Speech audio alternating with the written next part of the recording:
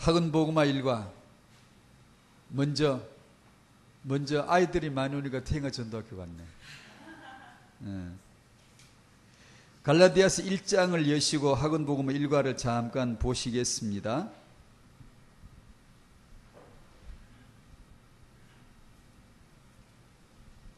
갈라디아서 1장입니다. 6절에서 9절까지 말씀, 다른 복음은 없다라는 일과 말씀을 주셨죠. 같이 한번 읽어보겠어요. 시작. 그리스도의 은혜로 너희를 부르신 이를 이같이 속히 떠나 다른 복음을 따르는 것을 내가 이상하게 여기노라. 다른 복음은 없나니 다만 어떤 사람들이 너희를 교란하여 그리스도의 복음을 변하게 하려 함이라. 그러나 우리나 혹은 하늘로부터 온 천사라도 우리가 너에게 전한 복음 외에 다른 복음을 전하면 저주를 받을지어다. 우리가 전에 말하였거니와 내가 지금 다시 말하노니 만일 누구든지 너희가 받은 것 외에 다른 복음을 전하면 저주를 받을지어다. 아멘. 마땅히 당장 저주받아야 한다라고 말할 정도로 사도 바울은 격양되어 있네요. 아주 어떤 격분되어 있는, 그칠지만 복음을 워낙 사랑하나 봐요. 예수님도 말씀하실 때 저주받을 자에겐 저주를 하시더라고요. 독사의 자식들아 그러고. 사도 바울도 그 메시지가 때론 이렇게 아주 단호하고 거칩니다. 왜냐하면 복음을 그만큼 사랑한다는 뜻이겠죠. 저희들은 욕을 잘 못하죠. 근데 갈라디아 교회가 그렇게도 빨리 복음을 떠날 줄은 사도 바울이 몰랐겠죠. 충격을 받은 거죠. 그래서 이런 표현들이 나온 것 같습니다. 초대 교회조차도 넘어갈 정도로 다른 복음은 교묘합니다. 우리들은 어떨까? 우리들은 초대 교회만큼 복음을 정말 알까? 다른 복음을 분별할 수 있을까? 이게 이에 대해서 긴 내용들은 여기서 못 다룹니다만, 다룰 시간이 아닙니다만은, 복음에 대해서 가장 이렇게 많이 다뤄주시고 깊이 있게 다뤄주시는 책이 로마서이고 갈라디아서인 것 같아요. 그리고 히브리서, 그리고 그 인격자 예수님의 삶으로서는 요한복음이 가장 이게 잘 드러나는 것 같고요. 근데 이런 말씀들을 많이 듣고 접해야 되는 것이 우리들이 해야 될 일인 것 같아요. 다른 복음 잘 몰라요. 통일교처럼 엊그제 뉴스 보셨죠? 통일교 총알을 갖다고 왕관을 총알을 세운 걸 머리 모자를 띠를 두르고 소총을 들고 이것이 하나님 주신 막대기라나 소총이 총이 그러고 무슨 예배를 하고 있더라고. 무슨 식을 하고 있더라고요. 그런 거는 눈에 두드러지니까 빼고, 아무리 현미경으로 들여다봐도 이게 다른 복음이냐 아니냐 잘 모를 정도로 교묘하게 기독교회 안에 들어와 있는, 잠입해 와 있는 다른 복음 말이에요. 갈라디아 교회도 모르고 넘어갈 정도의 그 다른 복음 말이에요. 갈라디아 교회는 초대교회예요. 모델이에요. 아주 주님 알았고 사랑했던 교회예요. 그런데도 이들도 다른 복음을 분별을 못했어요. 그 정도로 기독교란 이름을 가지고 들어와 있는 다른 복음. 어디 가면 될까요? 아까 말씀드린 대로 복음을 많이 들으셔야 되겠죠. 복음을 많이 접하시기를 바랍니다. 예수가 그리스도란 이 복음을 깊이 있게 복음을 어떻게 알까요? 그게 성령 역사예요. 우리가 성령 내주란 말을 쓰잖아요. 성령 내주란 그 말은 이해했다는 뜻에서의 성령 내주입니다. 그냥 교리적으로 예수 믿으면 성령 내주에 아무리 알아봤자 내 삶하고 관계가 없어요.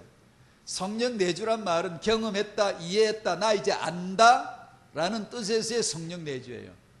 갈보리 십자가, 창세전의 아버지 언약, 2000년 전에 갈보리의 십자가의 은혜, 그건 나하고는 관계가 없어요. 어느 날 성령이 내주하시면 창세전의 아버지 언약이구나, 갈보리 십자가의 예수님의 보혈의 은혜구나, 그것을 내 생각과 마음에서 알게 해주시죠. 그걸 성령 내주라고 하는 거예요. 내가 아는 차원에서 이해됐다라는 차원에서 성령 내주가 아니면 성령 내주를 아무리 믿어도 삶에는 능력이 나타나질 않아요. 그래서 그 복음을 성령으로 체험해 가시기를 바랍니다. 구원의 길 그 메시지 같은 이런 메시지, 그게 단순해 보이고 반복하는 것 같으니까 하다 보면은 자꾸 이것만 하나 싶지만 그 말씀 가운데는 영원한 하나님의 뜻이 나타나거든요. 그 말씀에서 성령으로 깊이 넓이 있게 높이 있게 체험에 들어가는 겁니다. 하나님의 키가 뭐라 그랬어요? 하나님의 너비가 뭐예요? 하나님의 너비, 하나님의 몸무게는 얼마나 나갈까? 예수가 하나님의 몸무게입니다. 하나님의 키는 얼마나 크실까? 예수를 아는 것만큼 그 키입니다. 네, 그렇게 하시면 이건 다른 복음이잖아. 여러분이 들어보면 금방 이건 다른 복음 아닌데, 통일교 같은 건 금방 아닌 걸 알겠는데, 교묘하게 갈라디아 교회에 들어와 있는 거짓 종교 체계는 분별이 너무 어렵단 말이에요. 방법은 복음을 아는 것밖에 없어요. 지난주 핵심에서, 지나간 핵심에서 나온 말씀이 열왕기 49장에서 나온 히스기야였고, 제목은 나라를 위한 기도회였어요. 들으셨죠? 핵심 메시지 말이에요. 히스기야 이 한 사람의 기도로 말미암아 아수르 대군을 물리친 드라마틱한 극적 장면이 연출되죠. 그러기 전에 히스기야 두 가지를 아셔야 돼요. 두 가지. 히스기야는 25살에 왕이 된 청년입니다. 젊은이에요. 요즘 25살짜리 이 사람 25살에 왕이 됐는데 두 가지 위대한 일을 밀어붙입니다. 렘넌트의 모델이 뭔가를 보세요. 하나는 아버지의 우상을, 아버지 아하스가 세운 우상 숭배자예요. 아버지가, 이 왕은 유다 왕인데, 언약의 백성 중에 왕인데도 불구하고 언약의 백성들에게 우상을 장려하는, 우상 숭배하게 만든 나쁜 왕이었어요. 아들 히스기야가 왕이 되고 나서 아버지의 흔적을 지원하기 시작해요. 넘어뜨리고 무너뜨리고 제거해서 찢고 빻고 싹 없애나가는 그 작업을 냈고, 즉 부모를 거절할 수 있어야 렘넌트란 뜻입니다. 이게 선대를 재해석할 수 있어야 된다는 거예요. 그게 매여서 그냥 단지 속박 아래, 그 아래 매여 있는 것만이 아니에요. 그건 공경이 아니에요. 히스기야는 아버지의 우상 흔적을 깡그리 제거했습니다. 더 위대한 일을 했어요. 뭘 했게요?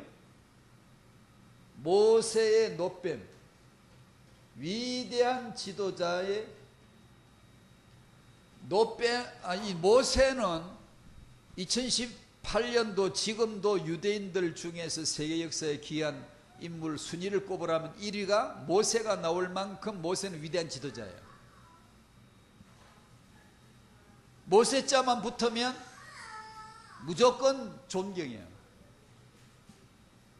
노뱀 아시죠? 광야를 출애굽해서 광야를 나왔을 적에 불평 불만하는 불신앙하는 이스라엘 백성에게 불뱀을, 독사를 보냈고, 독사에 물려 죽어갈 때 하나님이 내리신 해독 처방이 뱀이었습니다. 노뱀이었어요. 노뱀을 만들어서 장대에 높이 달고 메시지를 하라 그랬죠. 이 노뱀을 바라보는 자는 산다라고 해 주셨죠. 그래서 바라본 적 살았거든요. 이 노뱀을 어떻게 했냐면 닦고 노시 그냥 반들반들 했겠지. 반짝반짝 했겠지. 그것을 떼다가 가장 중요한 곳에, 가장 중요한 자리에 걸어놓고 분양하고 숭배하고, 천주교 신자가 우리 동네에 보면 들어가기 전에 마리아 상 앞에, 아기 안고 있는 마리아 상 앞에 가 꼭 절을 하더라고요. 그처럼 절을 하고 분양하고 숭배했단 말이에요. 오랜 세월이 지나도록 모세자가 붙으면 누구도 감히 손을 댈 수가 없는 거예요. 모세가 만든 노뱀인데. 우리 지도자, 존경받는 지도자, 완벽한 지도자, 신비한 지도자, 하나님과 방불했던, 하나님 얼굴을 면대했던 유일한 지도자 모세가 만든 놋뱀을 바라본 적 살았는데, 신비한 놋뱀을 누가 감히 건드리겠어요? 모세의 권위를 도전을 못하는 거예요. 그러다 보니까 세월이 오래 지났는데도 아직도 여전히 놋뱀을 숭배하고 있었어요. 뭐죠? 이스라엘 언약의 백성 안에 잠입에 들어온 거짓 종교 체계, 즉 다른 복음이에요. 놋뱀이 살린 건 아니잖아요. 바라본 적 살리란 말씀이 살렸는데, 즉 예수 그리스도를 믿으라는 메시지예요. 그게 예수께서 놋뱀으로 오셔서, 놋뱀처럼 오셔서 놋뱀으로 높이 달리실 때 사람들이 그 예수를, 그 복음을 듣고 나 대신 달리신 그 놋뱀, 십자가에 처형당하신 예수 그리스도를 믿을 때만 구원을 받는다는, 살아난다라고 하는 복음을 들려주신 거거든요. 근데 사람들은 어떻게 해요? 갈라디아 교회는 어떻게 해요? 복음 빼고 다른 복음 딱 갖다 얹어요. 기독교인들이 하는 예배나 기도나 어떤 축복이나 이런 내용들 가운데 바른 복음, 거짓 종교 체계가 얼마나 많은지 몰라요. 복음을 아는 것만큼 분별이 되죠. 복음을 알아 들어가지 않으면 분별도 안 돼요. 왜냐? 기독교 가장 정통, 가장 점잖게, 가장 존경받는 자들에 의해서 딱 자리 잡기 때문에 아무도 도전 못해요. 모세를 누가 도전하냐고. 모세를 이름을 가지고 딱 안고 있는데, 거짓 종교가, 다른 복음이 모세란 이름으로 딱 안고 있는데 누가 그걸 끄집어내냐고요. 그러니까 이때까지 그 놋뱀을 숭배했다니까요. 젊은 청년 히스기야의 눈에 다른 복음이 보여진 거예요. 히스기야가 드디어 이 놋뱀을 끄집어내 가지고 때려 부숩니다. 백성들을 우상 숭배하게 만들고 다른 복음으로 더럽히는 이 놋뱀을 빻아서 가루를 내가 휙 날리면서, 이건 너수단에 불과해, 이건 너스의 가루지 우리의 숭배 대상이 되면 안 돼. 이 사람 복음을 그렇게 깨달은 거예요. 복음의 빛이 임하지 않고는 감히 모세의 놋뱀을 손을 댈 수가 없는 거예요. 없는데 이 젊은이가 그 손을 댄 거예요. 그래서 히스기야는 부모를 저항할 수 있었던 진정한 저항의 모델이고, 히스기야는 지도자를 재성 내린, 이 지도자를 재성 못 내리면 망하거든요. 큰 지도자는 세계복음화에 기여하는 게 아니라 오히려 저해시키는 요인이거든요.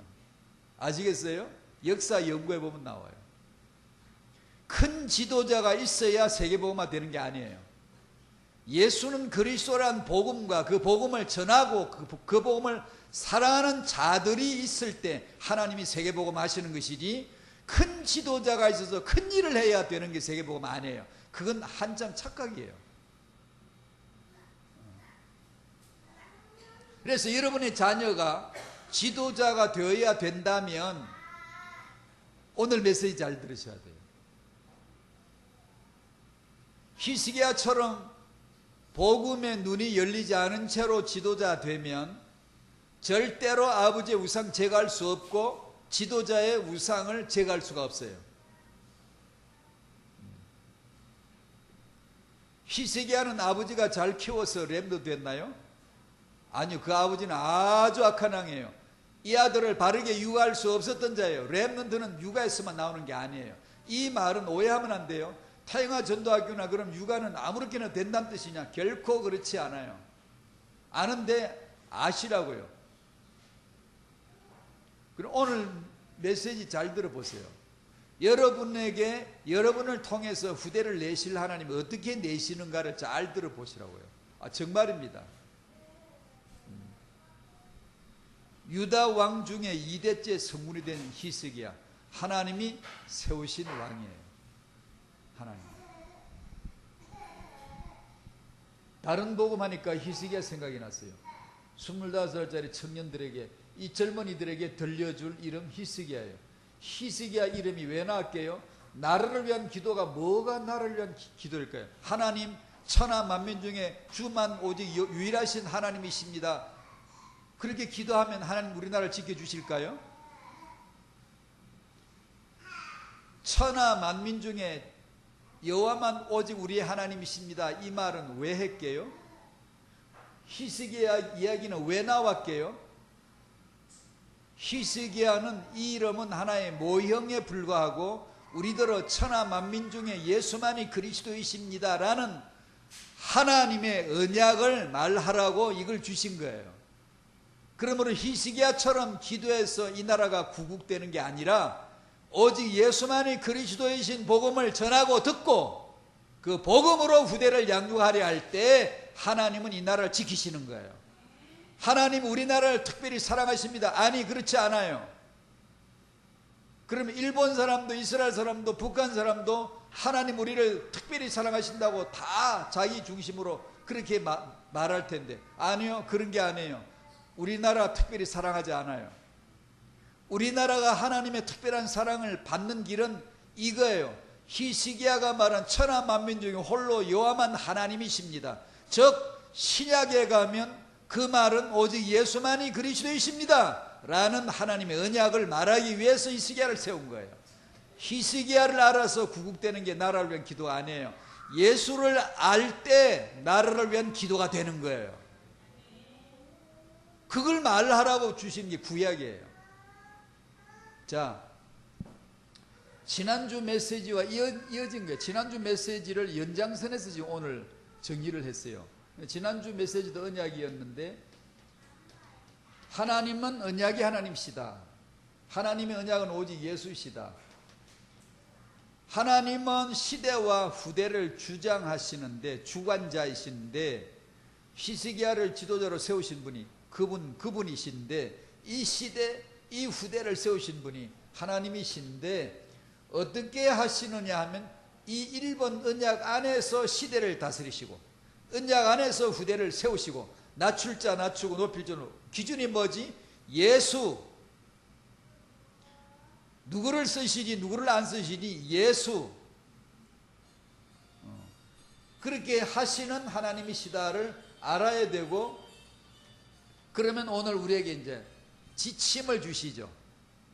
육아란 이 언약 하나를 전달하는데 전심을 다해야 되는 것이 태영아 육아다. 사람은 성향이 다를 수 있고 인품도 다를 수가 있고 취향이 다를 수가 있고 그 믿음의 칼라도 어느 복음 안에지만 다를 수가 있겠지요. 용납해야 되죠.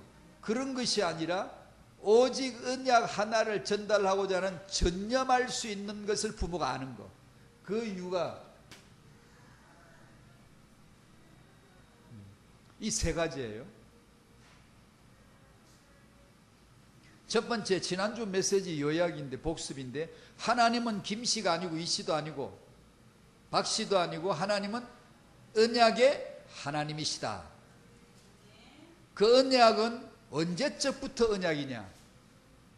우연이 아니라 수습책이 아니라 장세 전에 확고하게 세워진 하나님의 고집이요 하나님의 뜻이다. 그 뜻의 비밀을 언제 알려주시냐 하면 하나님의 지혜와 총명을 우리에게 넘치게 하사 성령으로 말미암아 그 뜻의 비밀을 알게 해 주시죠. 그 자가 이제 복음을 듣는 거야. 복음을 믿어지게 되는 거예요. 그러면 그 언약이란 뜻이 내용풀이라면 무엇이냐라는 건데, 여러분이 아실 거예요. 들으셨지만 또다시 설명해요. 이 굉장히 중요하기 때문에. 언약은 뭘까요? 말씀 언자 약속, 말씀 언자 약속, 이거 가지고 몰라요.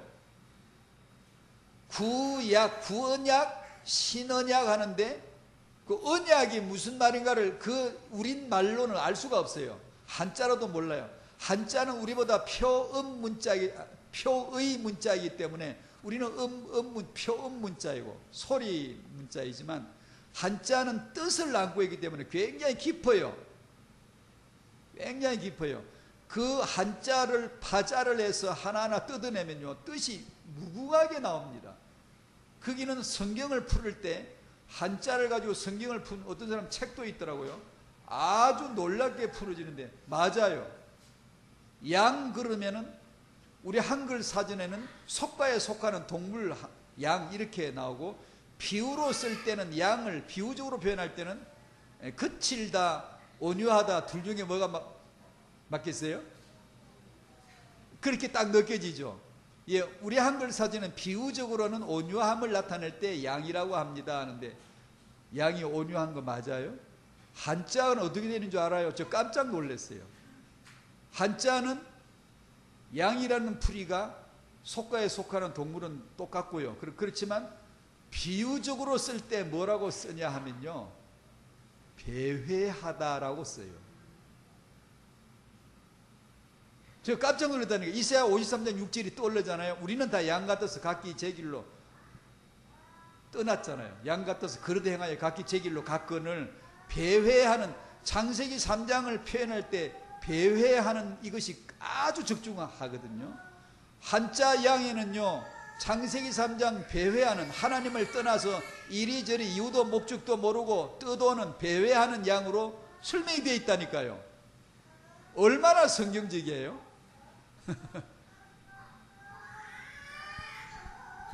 그래도 이 자는, 이 글 자체만으로는 이해가 안 돼요. 말씀은 자, 말씀이 뭐지? 뭘 말씀이라고 할까? 무엇을 약속이라고 할까? 그래서 이거는 좀 풀어줘야 돼요. 언약이란 말을 듣거나 읽으면은 자르다라는 말에서 유래된 것이다라는 걸 빨리 딱 머릿속에 떠올리세요. 마음에 떠올리세요. 언약은 우리말로 언약이 아니라 엉뚱한 뜻이에요. 엉뚱한 뜻. 관계가 없을 것 같은, 자르다라는 뜻에서 성경을 읽다가 언약이라는 단어가 나오면 그게 언약이 아니라 본래는 자르다라는 단어예요.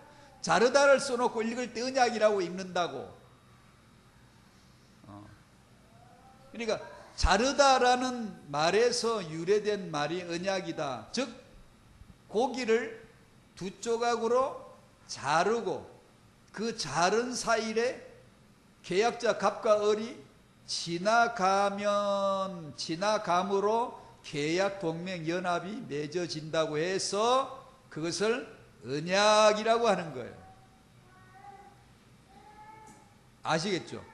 고기를 고깃집에서 고기 사오잖아요. 한 덩이 사오면 칼로 가지고 탁 치잖아요. 자르잖아요. 자르면 두 조각이 되잖아요.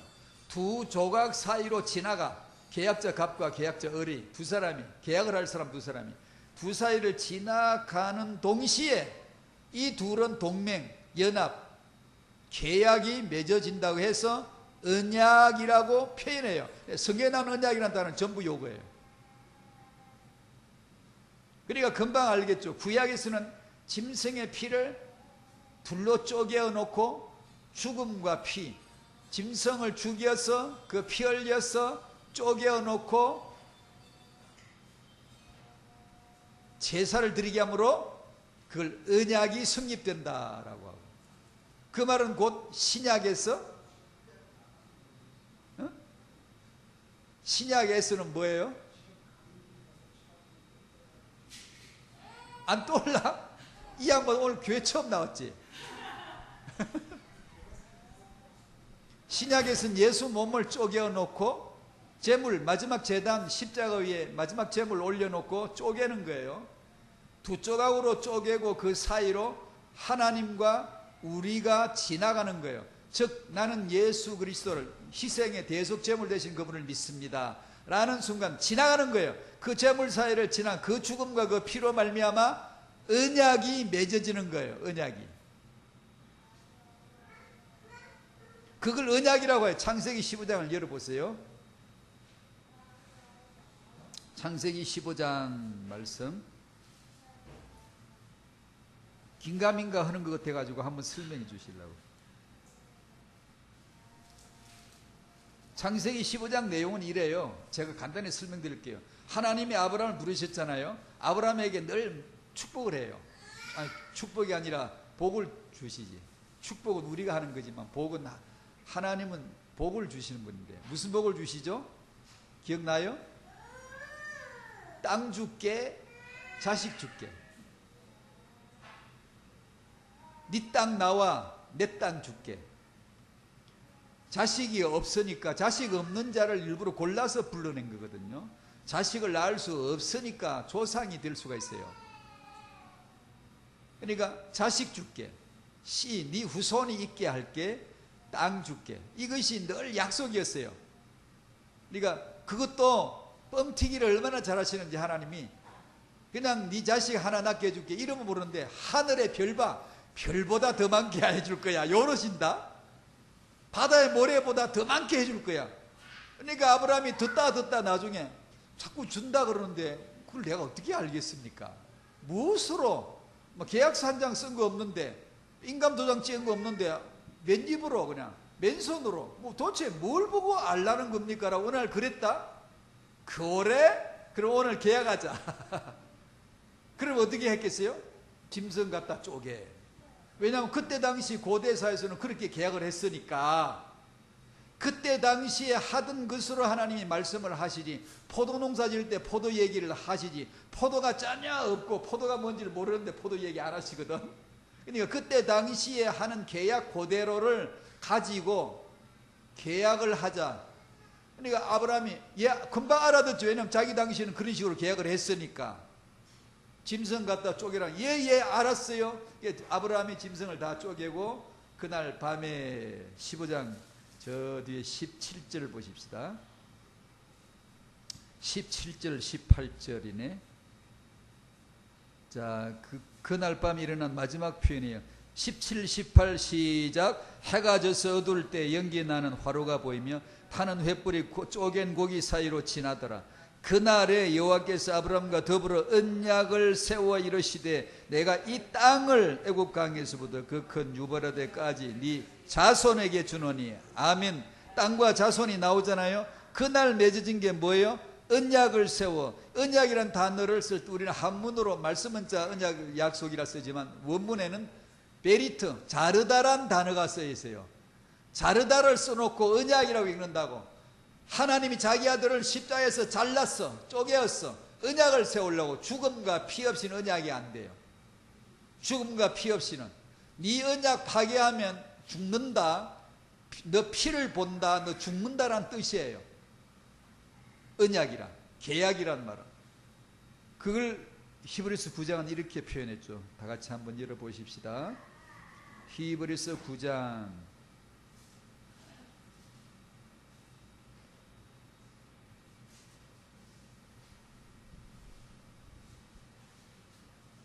히브리서 9장 16절 17절 말씀 시작. 유언은 유언한 자가 죽어야 되나니 유언은 그 사람이 죽은 후에야 유효한 적 유언한 자가 살아있는 동안에는 효력이 없느니라. 그걸 언약으로 바꿉시다. 시작. 언약은 언약한 자가 죽어야 되나니 언약은 그 사람이 죽은 후에야 유효한 적 유언한 언약한 자가 살아있는 동안에는 효력이 없느니라. 18절. 이러므로 첫 언약 율법 구약도 짐승의 피 없이는 세운 것이 아니라 언약은 반드시 구약에는 짐승의 죽음과 피, 신약에는 예수의 죽으심과 피로서만 맺는 게. 예수님 잔을 주시면서 이 잔 받아 마셔라. 내가 너희를 위하여 흘리는 바 나의 피 곧 언약의 피다. 이거 마시면 내 피 믿으면 하나님하고 내하고 영원한 언약 관계 되는 거예요. 파기가 안 돼. 이것은 파기할 수가 없어. 지난주 본문이 시편 89편 34절. 나는 내 언약을 파괴하지 않는다. 그때 언약도 베리트 이 단어예요. 나는 내가 자른 것을 자름으로 내가 나를 자르고 너와 언약을 세우는데 내가 내 언약을 파괴할 수 있겠니? 내가 내 아들 예수를 잘라놓고 너와 언약을 맺었는데 내가 내 언약을 파괴할 수가 있겠냐? 난 안 하지. 그 뜻이에요. 여기 히브리서 9장 유언은 예수 그리스도의 그 언약을 두고 읽으시면 딱 맞아요. 예수님이 안 죽으시면 언약이 성립이 안 되죠. 그분은 죽으셨습니다. 아멘. 피 흘리셨습니다. 아멘. 그 예수는 그리스도이십니다. 아멘. 그 예수를 믿습니까? 아멘. 영원한 언약이 성립된 거예요. 영원한. 우리가 뭘 잘해서가 아니에요. 뭘 행위를 가져서가 아니에요. 무엇을 바쳤기 때문에 아니에요. 오직 그 예수를 믿음으로 말미암아 영원한 언약이 된 거예요. 영원한 언약이. 이것을, 이 복음을 알아야 되는 거예요. 어떻게 알죠? 더 깊이 넓이 높이 있게 내 삶에 주일만 주일이 아니라 월요일도 주일, 화요일도 주일, 이게 알아가는 거. 모든 관계에서 타영화 현장은 완전히 이건 언약의 현장이야, 주님의 현장이라고 보여질 때까지. 그게 이제 예수를 알아가는 거예요. 언약을 깊이 있게 아는 거예요. 깊이 있게 안 알면 주일날 예배 시간은 예수 믿는 사람 같고, 삶에 가면은 그 언약이 내게 삶의 발동이 되질 않아요. 잘 모르겠어, 잊어버려요. 그런 사람은 다른 복음을 절대 몰라요. 축복해주면 다 해볼래요. 다 좋아요. 그냥 기도해주고 축복해주고 막 말씀 잘 가르치면 다 그냥 그게 그냥 말씀이라고 그래요. 말씀은 여기서 이 말씀이 언약이 아니에요. 언약은 오직 예수만이, 그리스도만이 언약인데 그 예수를 정언한다고 해서 그 말을 말씀이라고 하는 거예요. 만약에 히스기야 얘기를 하는데 오직 예수는 그리스도 언약을 전가하지 않으면 히스기야 얘기 아무리 해도 그건 복음 아니에요. 말씀이 아니라고. 창세기를 아무리 부르도 구원 못 받아요. 근데 창세기에서 예수는 그리스도란 복음이 나오면 창세기 말씀 듣고 믿어서 구원 받아요. 갈라디아 교회에 율법으로, 말씀으로 무장된, 성경 교사로 무장된 탁월한 지도자들이 들어와서 성경을 쫙 풀어주니까 그게 하나님 말씀인 줄 알고 다 넘어가 버린 거예요. 뭐 이상한 소리 한 줄 알아요? 아니에요. 성경을 아주 잘 풀어 설명해 주는 거예요. 근데 뭐가 없다? 오직 예수만이 그리스도란 복음이 안 나오는 거예요. 예수를 말해 주기도 하고 그리스도를 풀어주기도 하지만, 그게 갈라디아 교회 다른 복음이에요. 교묘합니다. 카멜레온처럼 완벽한 보색을 띠기 때문에 모르고 깜빡 넘어가 버려서, 바울이 와보니까 바울의 눈은 복음의 눈이거든. 그러니까 들어보니 금방 알겠어. 이건 다른 복음이잖아. 근데 그 사람들은 못 알아들었거든. 아무도. 그래서 복음을 알아야 되는 거예요. 그래야 여러분들이 세상에 떠도는 그 많은 메시지들이 왜 들으면 안 되는가를 금방 알지. 안 그러면 모른다고요. 자, 1번을 왜 이야기했냐. 이토록 하나님의 언약은 영원하다. 자기 아들을 보내서 쪼개어놓고 피 흘리시고 그 피로 말미암아 맺어진 언약이니 얼마나 영원하고 견고하겠나. 아멘. 그 마음을 다 얻으셔야 되는 거예요. 그래야 견고한 반석이 되는 거예요. 그리고 두 번째로 잠깐 설명할게요. 시대와 후대는 하나님의 주관이신데 언약 안에서만 주관하신다. 그것을 여러분이 잘 아시는 그 몇 가지를 가지고 설명을 할게요. 이 애굽으로 들어오고 출애굽하고 광야에 나왔으니까 광야를 벗어나야 가나안 정복하지.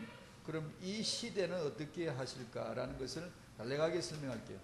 이스라엘 민족을 아브라함 불러서 민족 만들어야지. 민족 만들려고 어떤 약속을 주시죠? 네 자손 줄게. 하늘의 별수같이, 바다의 모래같이 많은 자손이 되게 해줄게. 즉 이스라엘 민족 만들겠다는 거죠. 아브라함 하나 주민등록번호 1번을 불러 세워놓고 앞으로 너를 통해서 너를 아버지로 삼고 너 뒤에 민족 하나를 내가 만들 거야. 왜 만들죠? 예수 그리스도를 위하여. 예수 그리스도 오실 민족, 언약의 민족. 왜 땅 주시죠? 예수님 오실 그 땅. 예수 그리스도가 핵심이죠. 그러니까 이스라엘 민족은 큰 민족이 되어야 돼요, 안 되어야 돼요? 대답 빨리 하세요. 안 그러면 2시까지 할 거예요. 근데 그 민족을 어디서 만들어야 되죠? 역사를 통찰해서 지나오고 보니까 당시 제국 애굽이에요. 애굽에 가서 만들어야 돼요. 애굽은 이스라엘 백성이 살다 보니 흘러 들어간 데가 아니에요. 창세전에 하나님의 언약의 여정의 스케줄이 그려져 있었던 거예요. 야곱 아브라함을 불러서 그 가나안 땅에 오게 만들고 이삭으로 하여금 뿌리 내리게 만들고 야곱으로 하여금 이제 드디어 큰 민족 만들기 시간표가 온 거예요. 이 민족이 애굽으로 들어가야 돼요. 그런데 들어가요, 안 들어가요? 안 들어가지. 들어갈 이유가 없지. 왜 애굽에 가? 안 들어가지. 안 들어가는데 들어가야 되는데 안 들어가면 들어가게 만들죠. 어떻게 만들죠? 위기를 붙여주세요. 위기를. 어떤 위기죠? 가뭄. 먹고 살 게 없는 거예요. 어디는 양식이 많아요?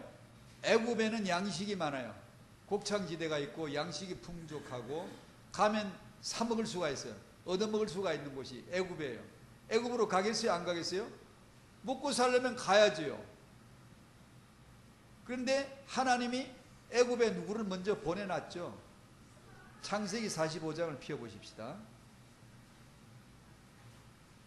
창세기 45장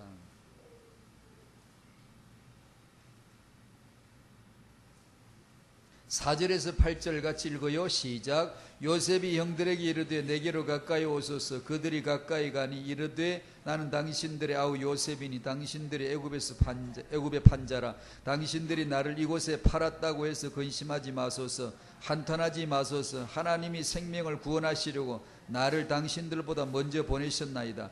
이 땅에 2년 동안 흉년이 들었으나 아직 5년은 밭가리도 못하고 추수도 못할지라.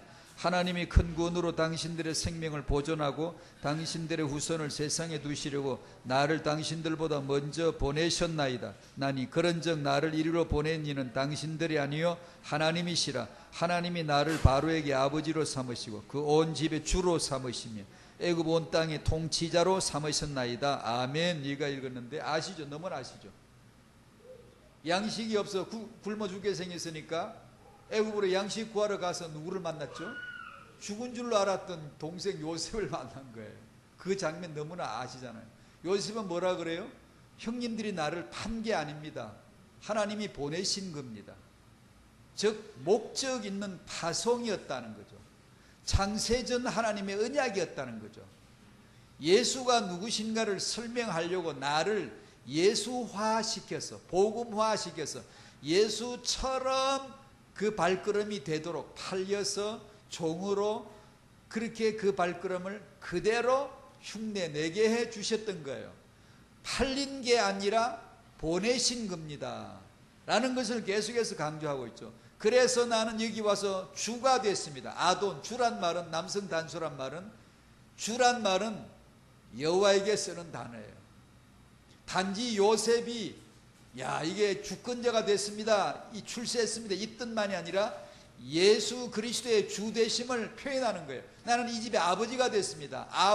아버지란 말은 아버지 대신 하나님을 뜻하는 거예요. 단지 내가 바로에게 아버지가 됐다 이 뜻이 아니라 하나님을 칭하는 단어를 거기다 쓰시는 거예요. 나는 통치자가 됐습니다. 하나님이 되셨습니다. 예수가 그리스도이신 복음을 소개해주는 구약적 표현이에요. 그게 요셉은 예수님의 모형물이에요. 예수님이 하실 말씀을 그 입으로 그대로 하는 거예요. 예수는 주이세요. 예수는 아버지이세요. 예수는 통치자이세요. 예수는 팔렸지만 그것이 팔린 게 아니라 파송이에요. 세상에 떠밀려온 게 아니라 살다 보니 세상에 오신 게 아니라 아버지가 보낸 거예요.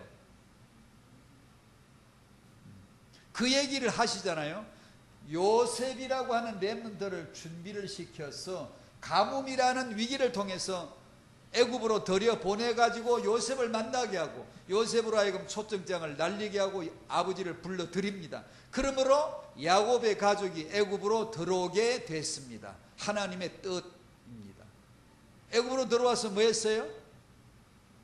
고센 땅에 특별자치구에 세금 없지, 잘 먹고 잘 살지, 그냥 아무것도 할 게 없어. 그냥 잘 먹고 잘 살고 하나만 하면 돼. 뭐 했죠? 큰 민족 만드는 거. 생육하고 번성하고 충만하여 생육이 중다에 그 온 땅에 가득하 있고. 출애굽기 1장. 그러니까 큰 민족을 만들었어요. 큰 민족을. 그거 만들려고 들어왔으니까 그러면 출애굽 해야지요. 해야 돼요? 안 해야 돼요? 가나안 땅으로 가야지요. 가나안에 가야 될 사람들이니까, 자기들의 고향이 거기니까, 본향이 거기니까. 가겠어요? 안 가겠어요? 지금 아파트 100평에 살고 있고 양식이 가득 차 있고 금은보화가 가득하고 떵떵거리고 요셉 사인 한 장 들면 못하는 게 없고 그냥 황족처럼 잘 살고 있는데 가겠어요? 안 가겠어요? 갈 마음이 없죠. 그러면 가야 되는데 갈 마음 없으면 뭐가 와요? 위기가 오죠. 위기를 보내죠. 애 낳을 때 산고가 오잖아요. 찌어 짜내잖아요. 호르몬, 옥시토신 호르몬이 순간적으로 평소에는 그렇게 안 나오다가 아이 낳을 때는 뭉텅이로 내보내거든요. 뇌에서 명령해가지고 왕창 엄청난 양의 호르몬을 갑자기 내보내면은 무의식에 힘이 들어가요. 내가 의식적으로 힘을 줘서 아이를 낳는 게 아니라 무의식적으로 근육의 힘이 삽시간에 집중적으로 발끈발끈 이렇게, 저는 여자가 아닌데 그렇게 기록이 되어 있더라고요. 호르몬 체계요. 그래서 무의식에 힘이 주어져서 아이를 낳는 거거든요. 그러니까 그 상고와 같은 거예요. 나가야 되는데, 가나안으로 가야 되는데 갈 마음이 없어. 그러면 어떻게 하지? 분위기를 만들어줘요. 어떻게? 요셉을 알지 못하는 다른 바로가 등장해서 요셉을 탄핵하고 역사에서 위인 영웅 애굽의 아버지 이름을 싹 삭제해서 지어내버리면서 아무것도 아니야, 감옥에 집어넣어버리고 역사에서 이름 없애버리고 요셉은 죽었지만 그 이름을 지어내버립니다. 탄핵시키는 거예요. 요셉은 우리나라 은인이 아니야, 역적놈이야, 이놈 때문에 우리나라 망하게 생겨서라고 확 돌변돼버리는 거예요. 그래서 이스라엘 이놈들은 말살시켜야 마땅해 라고 정책이 딱 나고 총동원령을 내려서 이스라엘 말살 정책이 나오니 이제 나가겠어요? 안 나가겠어요? 정 떨어지죠. 이제는 아무리 애굽에서 잘 살았지만 이제는 정세가 하루아침에 노예로 바뀌어버렸기 때문에 아이고 여기는 이제 못 살아, 우리 새끼들, 잘 키운 새끼들 살려야 되는데 어떡하지 하는데 모세란 양반을 렘넌트를 하나님이 40년 왕궁 40년 광야에서 준비를 딱 시켜놨다가 이때 보내는 거죠. 보내서 가자, 하나님이 가자 하니까 모세가 가자니까 땡겨가고 뒤에서 애굽에서 말살 죽이니까 곡소리 나는데 아들 낳으면 죽여버리는데 비참한 꼴을 당하는데 있겠어요? 정 다 떨어졌지. 떠밀리지 앞에서 모세가 가자 그러지. 그래서 뭣도 모르고 따라 나온 게 출애굽이에요. 하나님이 어떻게 작업하시는가를 잘 들어보세요. 시대와 후대, 하나님이 정확하게 모세는 예수 그리스도의 모형이에요. 광야에 나와서 이제요 어디 가야 되죠? 가나안으로 정복에 들어가야 되잖아요. 애굽에서 노예 생활하다가 구원은 받았는데 노예 그 근성 마음 가지고 애굽의 정복 군대 될 수 있어요? 없어요? 애굽에 싸우러 가자, 우리가 정복할 거야 하겠어요? 안 하겠어요? 무슨 말 했어요?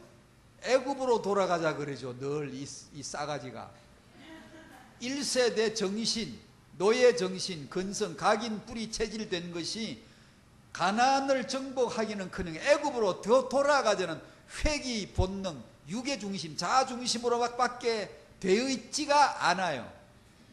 가나안은 가야 되는데 가지는 않으려고 그래요. 애굽으로 데려가자 그래.